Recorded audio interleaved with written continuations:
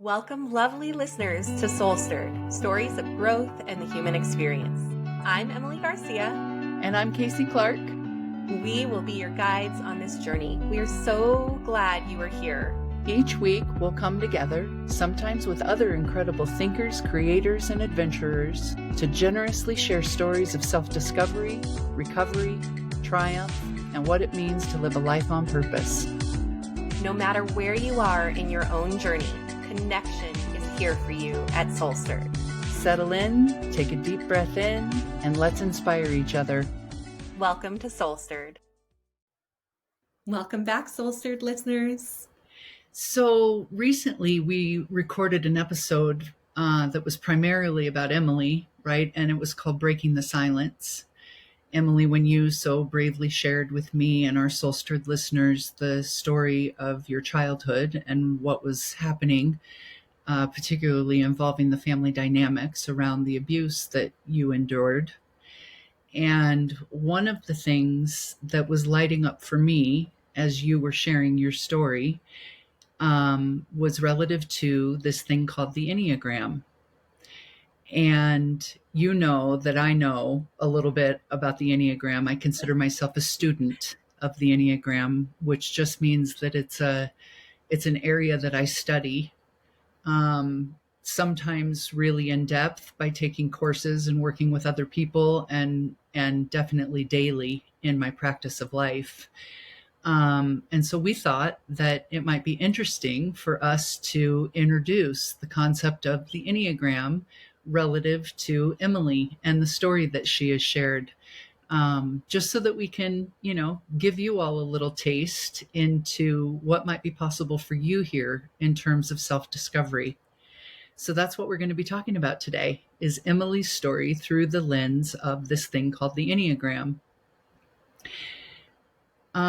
We should probably start by, I imagine at this point, some of our listeners have this question in their minds, which is, what is the Enneagram? Mm-hmm. And so I want to provide a little bit of background and context about that. And also knowing, as I just said, this is a system or a model that I study on a daily basis. And so do many other people around the world. And so there really is a lot to know. And I want to keep it quite clipped for today's purpose, just to offer enough for people to understand. And then maybe that will lead them to wanting to discover it more, and also open the opportunity for us to discuss it more on Soul Stirred, because it really is one of my all-time favorite topics. So the Enneagram is, we'll start literally, right? It's a shape. It's a circle that has 9 points around the sides of the circle, with some geometry inside the circle about how those 9 points connect. And it comes from a Greek term, ennea, which means 9, and then gram, which means figure. And so one of the things that I felt most deeply in love with when I first started studying the Enneagram is what it really does is create the intersectionality between psychology and spirituality. And so for me, that was everything. I'm not sure if you or who else might be able to relate to what I'm about to say, but I definitely was one of these kind of kids that grew up feeling pretty misunderstood.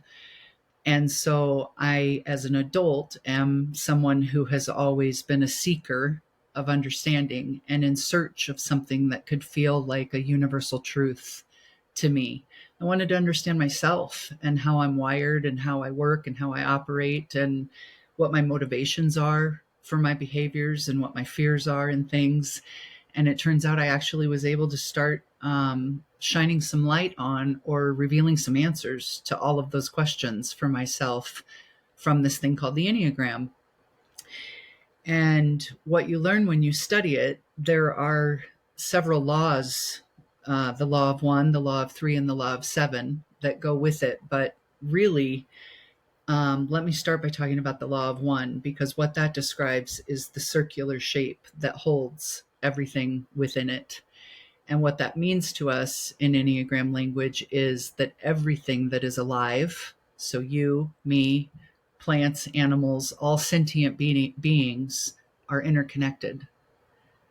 We are all one, and we are all connected inside of this circle that is represented in the outer circle of the Enneagram shape.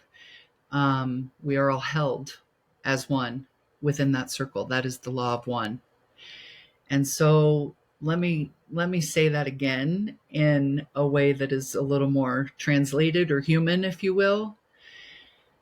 As human beings, we often live from and then suffer, I think, because of this idea that we're separate, this idea that we're so different. And when we start to pull that apart, I think what we notice is the things that separate us or our differences are really surface level things, like where you went to college or what you do for a living, or even with what race you identify, or how you orient yourself sexually, or the gender that you identify with, or you know, your religious affiliation, any myriad of things that you use to describe your identity. And then you look up against other people and you see distance. There's an illusion there. Yeah. Can I just add something into that? Please do.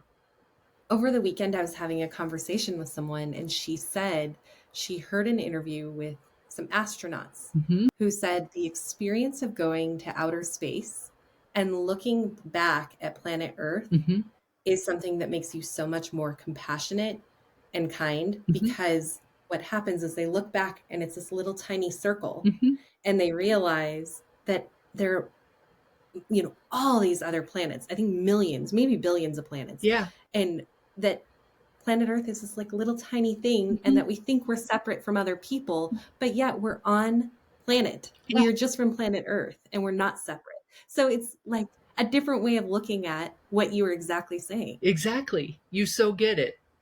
And that is the point of the Enneagram, is to recognize there's a lot more that connects us than there is that separates us. And what I would say it wants from us all is that realization, the realization of that universal truth, that as humanity, we are all interconnected. We are all one. And what you learn when you get really into the depths of understanding this thing called the Enneagram is what is happening is we're traveling along the paths of that geometry that lives inside that circle through relationship with each other, all on a path to try to find and discover, accept with compassion and love more all of those parts of ourself. So what I mean by that is you may, like, as you get in and you start learning, you may discover like you're a 9 and I'm a 7, and there are other people who are 4, 6, 2, all of the 9 numbers. And maybe there's some aspect or attribute about how people populate this type or that type that drives me crazy, or that I don't like, or that I can't be with, that I feel some urge to judge. What you learn from this study is you are simply, that person has come to reflect you back to you. And so whatever it is that you're struggling to be with in others is really representative of some part of yourself that needs more love. And so the path that we all take in life, according to the Enneagram, is through relationship with one another, so that we can come more into the true nature of each of ourselves. It's the soul's journey, if you will. The soul ultimately in each of us wants to surpass the ego. And so, simply put, it's a personality typing system. It's a way for you all to understand yourself more, and how you're wired and how you orient in life and in relationship with yourself and others. And what we learn as we deepen our study of it is that our personality is something that we actually develop in response to trauma. and pain in our life. Our personality becomes the way that our wiring gets put together for us to orient ourselves in life and in relationship in a way that keeps us protected. And then the work of your soul is when you begin to understand that the more you are in your personality, the more, yes, resourced you are, but also it's within your personality that you are the most resourced and the least free. Mm-hmm. And by resourced, do you mean that you are able to respond to all of the things that come up in life? Like you have your go-tos and your way of Yeah, getting through life, but you're not being necessarily your true self correct. because you're kind of in your ego. Yeah. By resourced, what I mean is resourced is like it's your way of being in the world that you don't have to think about, Mm-hmm. where you just get to show up and be who you are. It happens quite Yeah. unconsciously for most of us, Mm-hmm. right? Well, what the Enneagram does, what studying it does for you, is bring those behaviors into conscious awareness. It asks the question, like, why do I behave the way that I behave? When I'm able to sort of see and learn that sometimes it really works for me and sometimes it really doesn't. Like, why Yeah. did I just react to that person? What maybe was I feeling or thinking or responding to in that moment that had me react in a way that I walked away later and I don't feel like I helped us be more connected? I feel like I actually drove distance between us. And so it starts to help us understand how, when painful points or traumatic points occur in our journey, our personality comes and develops to aid us in our survival. Mm-hmm. Our personality is there, our ego is there to keep us safe. So Yeah. we don't want to look at those parts of ourselves in a way that goes, ooh, ick, yuck, I don't like it. What we want to do is hold that survival version of ourselves with grace and Mm-hmm. compassion and say, thank you, personality, for developing in the exact way that you did to protect me and keep me safe Mm-hmm. so that I can Mm-hmm. continue navigating this hard thing called life, um, and survive it. Right. And then what the work becoming a student of the Enneagram offers, like the opportunity that's here for us all, is to say, and what if I didn't? What if I Mm-hmm. didn't reach for my personality in this moment, my protective Yeah. gear? What if instead I chose to stay open and vulnerable, to sit in uncertainty and curiosity and just see what might be trying to happen here for me? Mm. Which is why we call the work of the Enneagram stepping onto the path to freedom. Mm-hmm. Because what we're really all wanting is to become free. And what the Enneagram helped me understand is that freedom has been here for me the whole time. It's not about my needing to achieve anything or to succeed in any way. Those are actual ideas or constructs that come from ego. Mm-hmm. We hear people talking in this way, right? Like, I'll be happy when, if I get that Yeah. Oh, job, yeah. if that relationship works out, if I make a certain amount of money, if I get a bigger house or a newer car, then I can be some version of happy, at peace, free, content, satisfied, fulfilled. Mm-hmm. But what happens is when I get that job, when that relationship works out, when, we get to the win Mm-hmm. and we're still not happy. Correct. Correct. Which is what brings people like me to a study of something like this, because it's questions like that where it's like, okay, so I achieved everything that I thought that I was here to achieve, and I made success in the following ways, and I made money and I created and grew a family, and all of that felt really good and looked really good, and yet there was still some longing place in me, still something that Mm-hmm. felt not quite full, still some sense of emptiness. And so that is what had me personally turning towards the Enneagram to try to discover what is this thing called life for? What Mm-hmm. is it that we're all doing here? and what is the purpose, like with a big capital P. And it's from that study that some of this has, revealed itself to me in a way that you can probably hear in my voice, for me, is really exciting. Yeah. Mm-hmm. Yeah.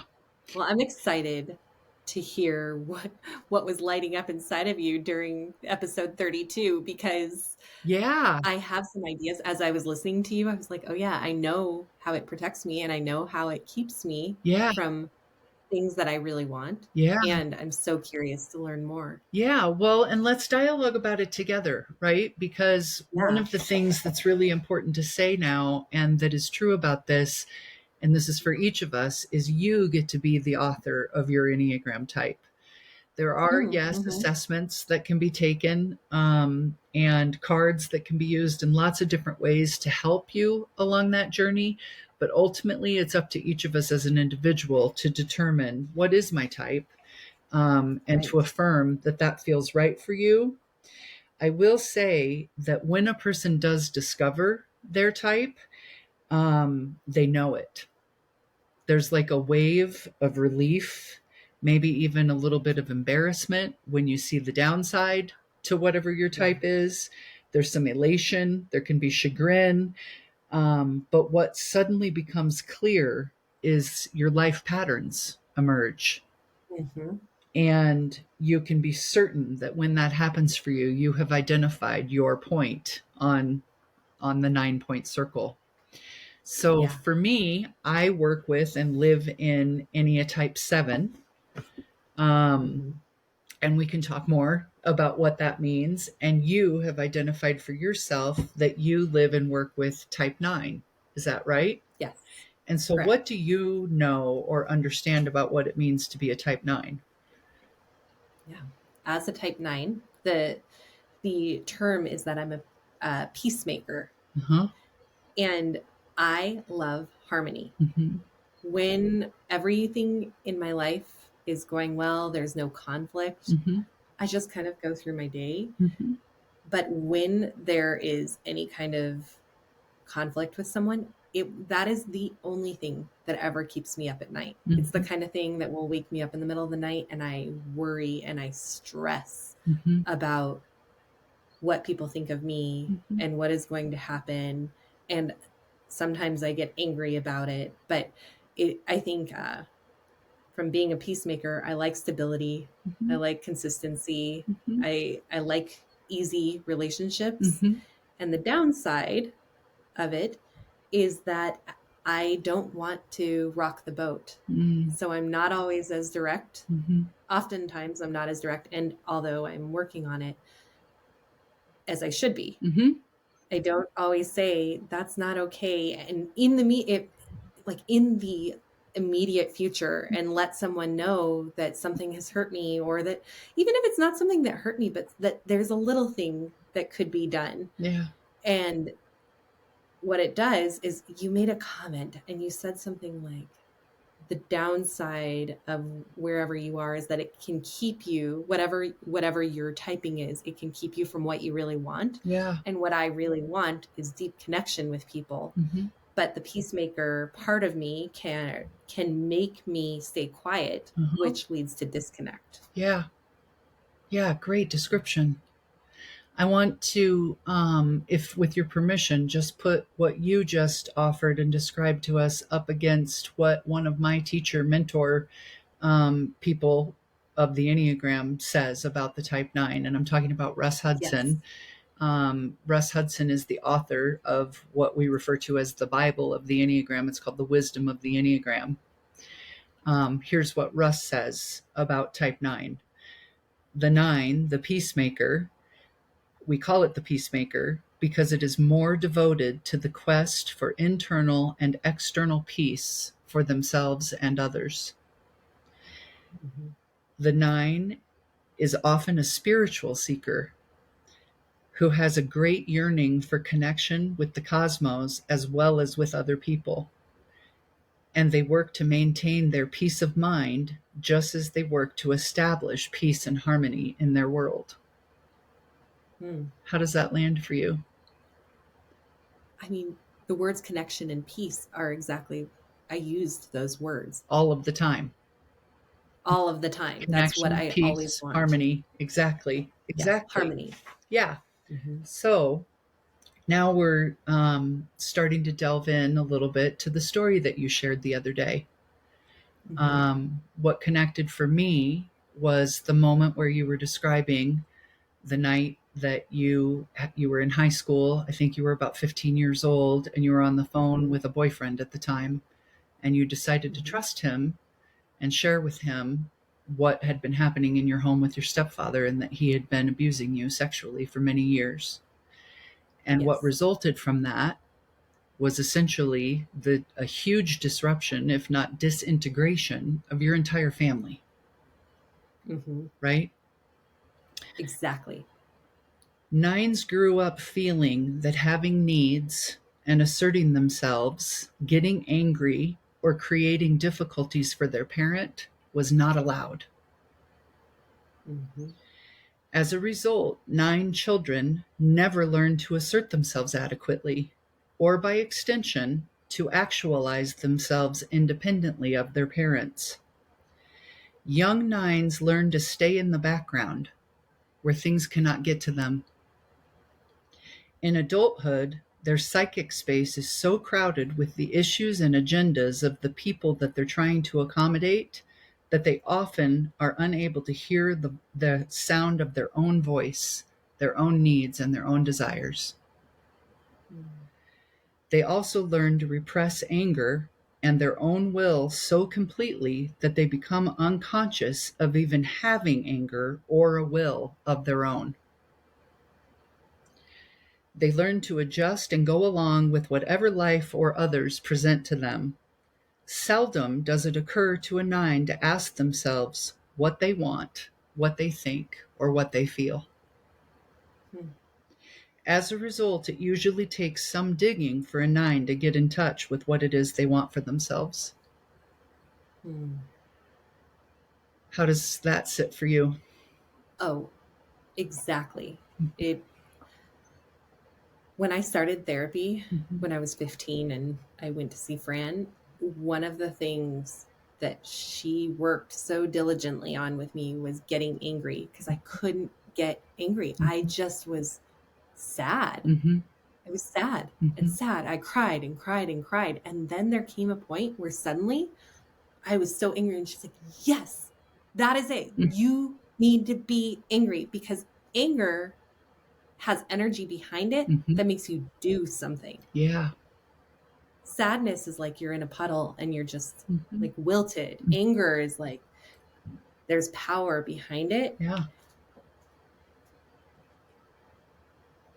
And I'm a lot better with anger now. Mhm. And I know I have a lot of work to do still with it. I've done so much work. The second part of that was about knowing what you want. Mhm. And I tend to be just kind of a go with the flow person. There are not a lot of things like it's sort of the thing that I'm proud of is that I don't have huge opinions on everything. Like Mhm. even, whether it's politically or about religion or I just am kind of like, well, Mhm. yes, and Yeah. yes, and whatever someone is saying to me, I can pick out the things that resonate for me and leave the rest behind. And Uh-huh. that's something I'm really proud of. Yeah. But there are times in life when I need to say, no, I actually don't want that. Mhm. I'm not okay with it. Mhm. And I've gotten a lot better at it from doing work and being aware, but I don't always ask myself what I want. Yeah. Great insight. Mm-hmm. Great insight. And I love how you described the way sadness moves through you versus the way anger moves through you, and how sadness can leave you feeling a little like in a puddle of emotion, but anger feels like fuel. Right. Because that to me in this language is relative to the fact that the type 9 falls in the whole of the circle is divided into three different types of intelligences.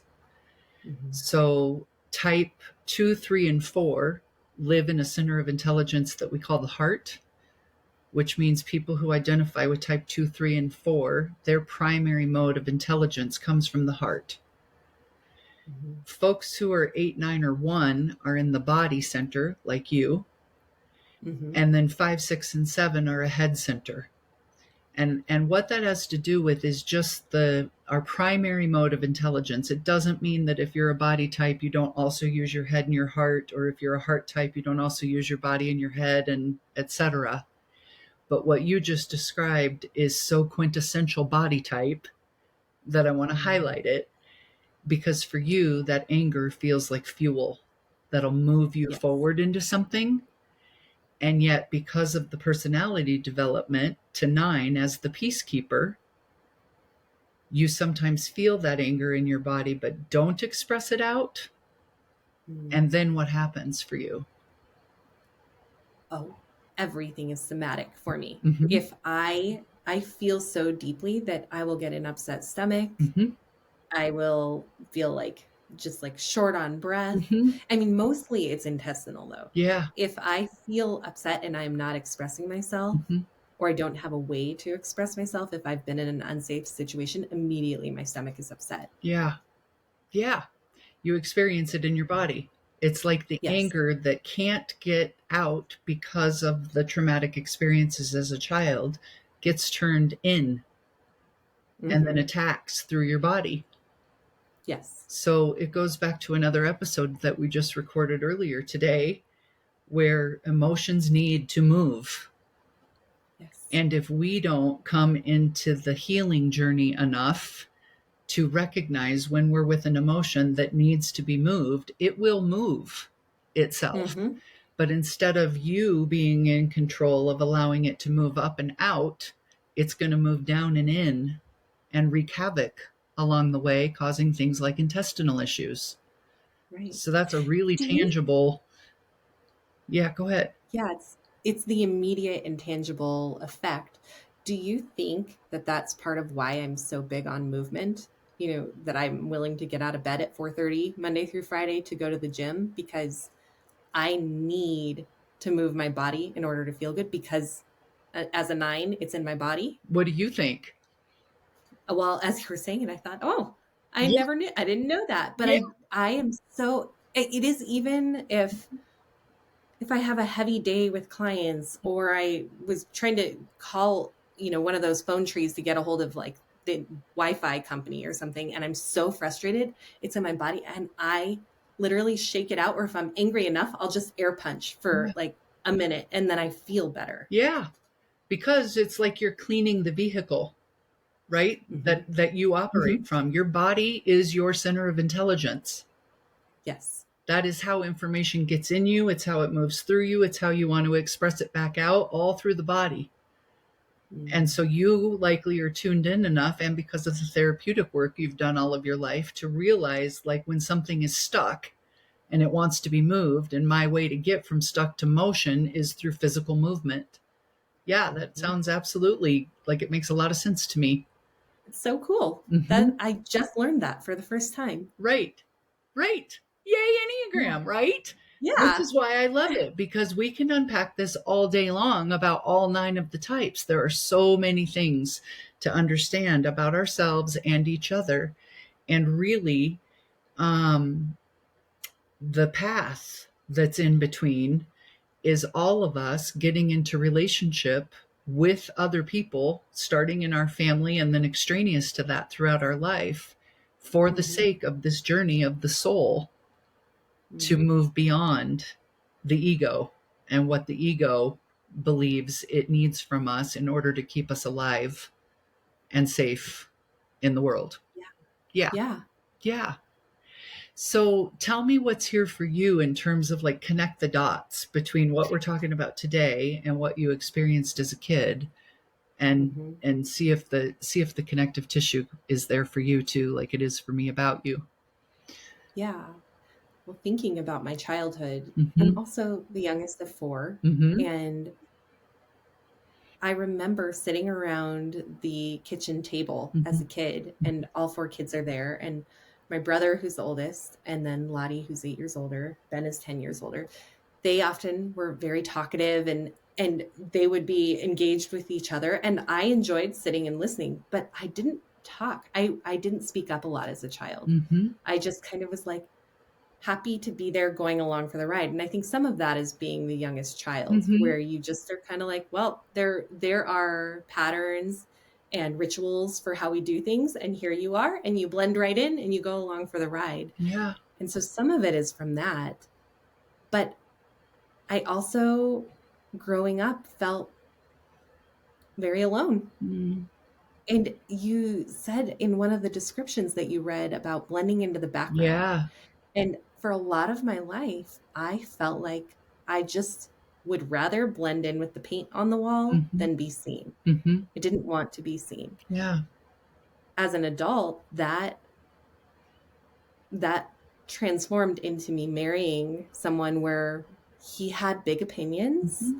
and lots of things he wanted to do and had his own priorities, and I went along for the ride Yep.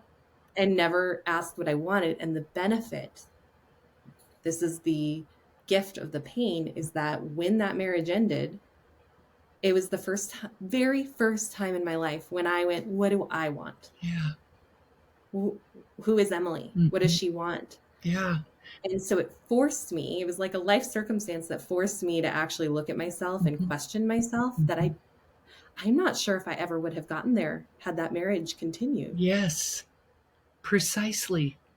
Yeah. This is another one of the lessons that surfaces is even the painful parts of our life come on purpose and in service.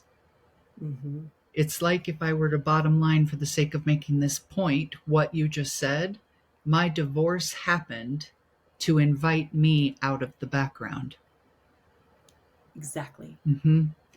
Perhaps the sexual abuse happened to put me into the background, Mm-hmm. and then the divorce happened to call me back out of the background. Mm-hmm. Right? Yeah. And this is where the common humanity comes from. When you learn this thing is like, yes, by how we all look and act and where we live and what we drive and what we do for a living, we all seem very diverse. And by we here, I'm talking about all of humanity. But when you look underneath the surface of all of that, the path of our lives are the same. Mm-hmm. There's trauma, there's pain, there's rejection, and then there's the development of a personality for the sake of our survival. That is our ego. It's there on purpose to protect us. And then there's Yeah. more, often trauma, rejection, pain. With each set of those, what we would call, like downside life experiences, there's an opportunity for growth, for the Mm-hmm. emergence of stop attaching yourself to the things that your resume says or the kind of house you live in, and start instead attaching yourself to something larger, like the astronauts looking in at the Earth. Yeah. We are all stars, rays of light, just like the actual stars in the sky that are trying to find our own way home, who are here on this planet in this level of consciousness at this time to learn exactly what you just described, Mm-hmm. which is how to use the painful opportunity as a moment for growth to stretch yourself into showing up and trusting something, um, to being even bigger than what you ever thought that Yeah. you were meant to be. To not be small because you feel like you have to be. Right, right. Yeah. Yeah, or because your ego tells you that you should be. Because Mm-hmm. if you speak up, you might be too much. Mm-hmm. Or if you don't speak, you might not be enough. Yeah. All of these ego driven measurements for our own sense of worthiness and love and belonging, that's what it's here to tell us, is all of those things are false and they're Yeah. It's illusions. true. They're not the truth about you. They are just the way that you are experiencing this level of consciousness in life. But the truth about you is way bigger than anything that you can imagine, and totally lovable, Yeah. you know, Yeah. completely worthy of love and belonging. Which is the piece about opening up and embracing the discomfort that Yeah. you don't know it, which leads me back to after we recorded that episode about me, I felt like I'm in purpose. This is what I'm supposed to do. I'm glad I'm doing it. I felt good that day. I woke up the next day and went, oh, I told you I'm having a vulnerability hangover. And Definitely. you then responded to me and said, yes, and related to you being a type 9 peacemaker, this is you feeling like you've disrupted things, that Yeah. you have created a disruption for your family, and you're feeling that. And it was like a light bulb went off as soon as you said that to me. Yeah. Because you're speaking of from your wiring, right? There's wiring Mm-hmm. inside of you that knows from back then, like the reason you blended into the background is because you got the idea from somewhere that if you didn't, you would be somehow harmed or rejected. And so Yeah. blending into the background became your safe resting space.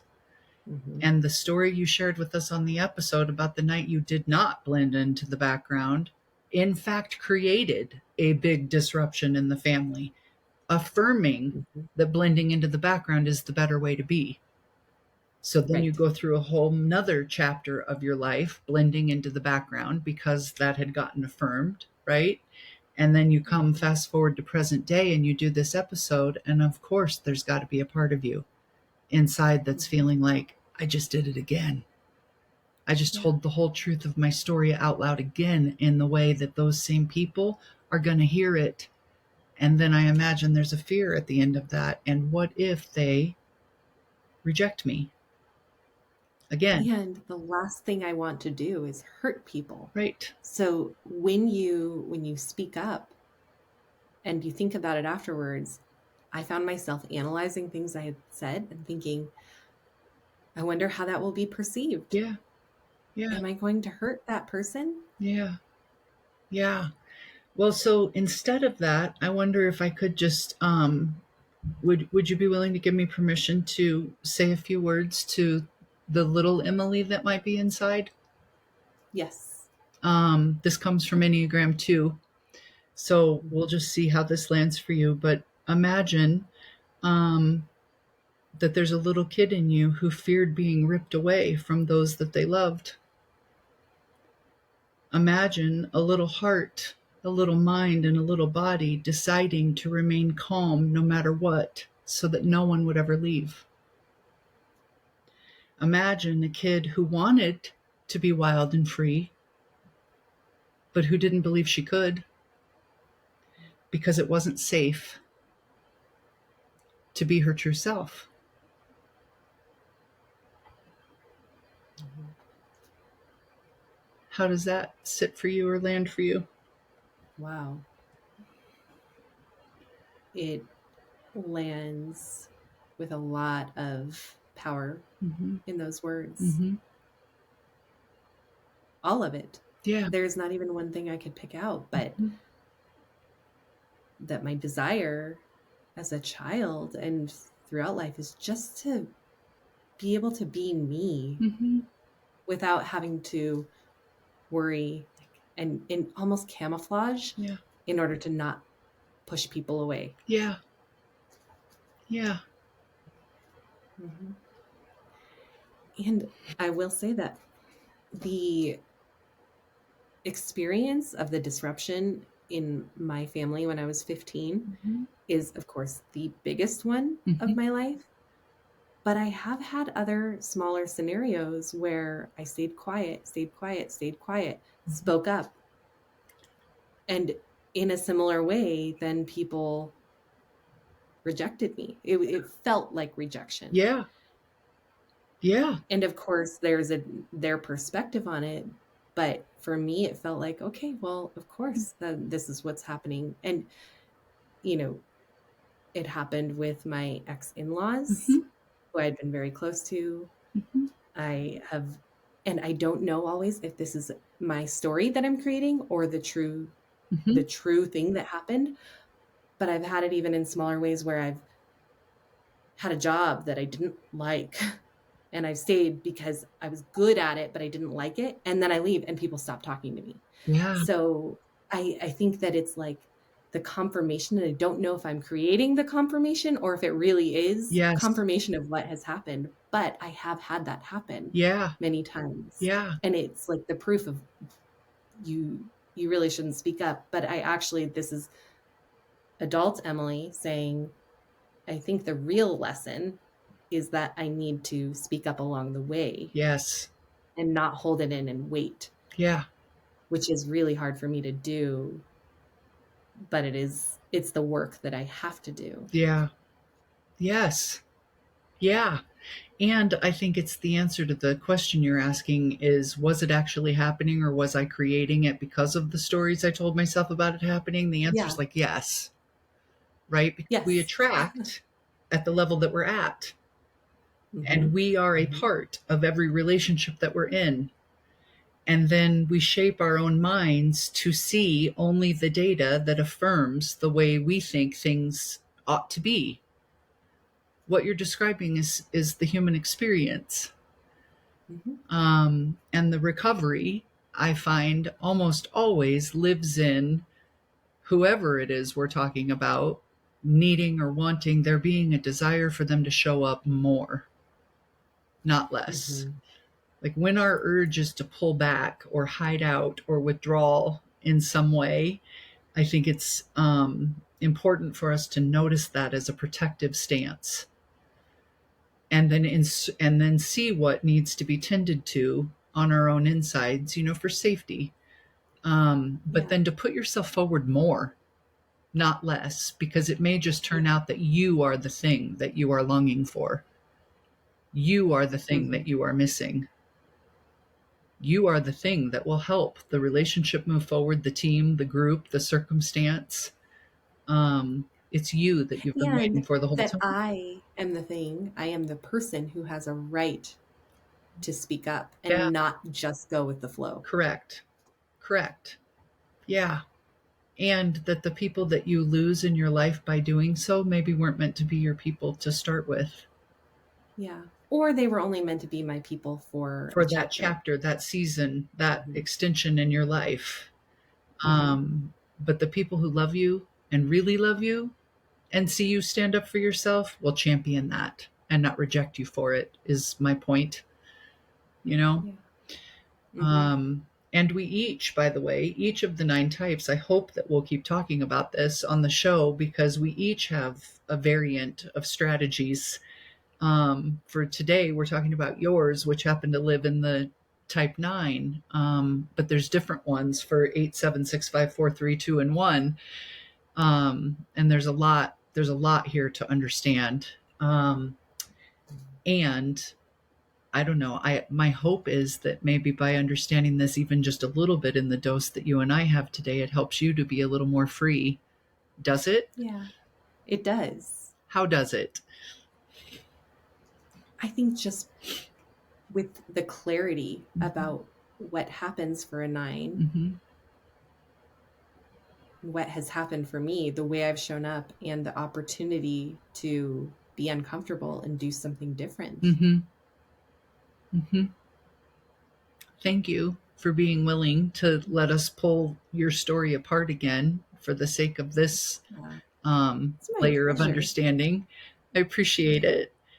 And I really do hope we'll keep talking about this. Something that you've probably heard me say a number of times, which really does come from Enneagram land, is this: we, being people, actually cannot be both protected and connected at the same time. Mm-hmm. And so it's like the beginning opportunity of an invitation to say, what do you need in order to be willing to lay down a little bit of your protective gear and let connection get to you? Yeah. And understanding your personality type through the Enneagram can help you to start to answer those questions. Mm-hmm. What is it that you're really motivated by, and what is it that you're really afraid of?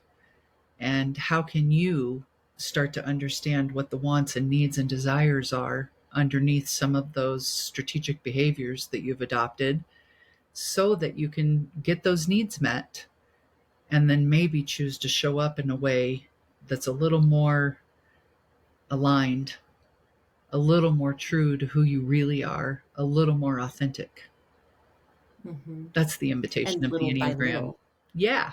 Yeah. Yeah. Yeah. I think it will be really fun to go through all of the Enneagram types, because it not only will help the people who are that type, Mm-hmm. but help other people to understand. Yeah.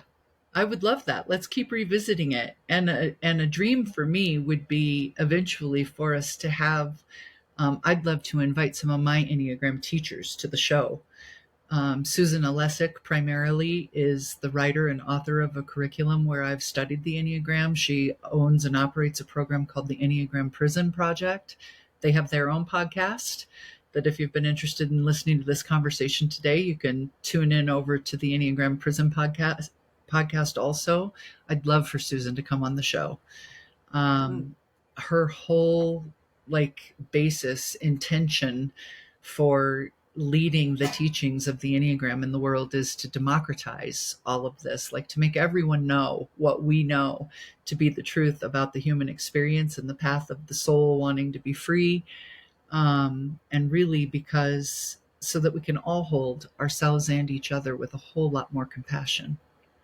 Because what we know that none of us need is more shame. But we do need love, and we are worthy of love and belonging, and we are all just doing the best we can to survive this thing called the human experience.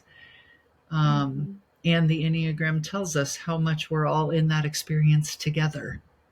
It's not you versus me. It's you and me. Yeah. Mm-hmm. Yeah. And we are all in this little circle of Mm-hmm. a planet. Yeah. We're one. We are one. Yeah. Oneness. Yeah. Oneness. Mm-hmm. Well, thank you, Kasey. Thank you for bringing the topic and asking the questions and having the story. And this is fun for me. Me too. Yeah, good. All right, everyone. Thanks for listening, and we will talk to you next week. Bye-bye.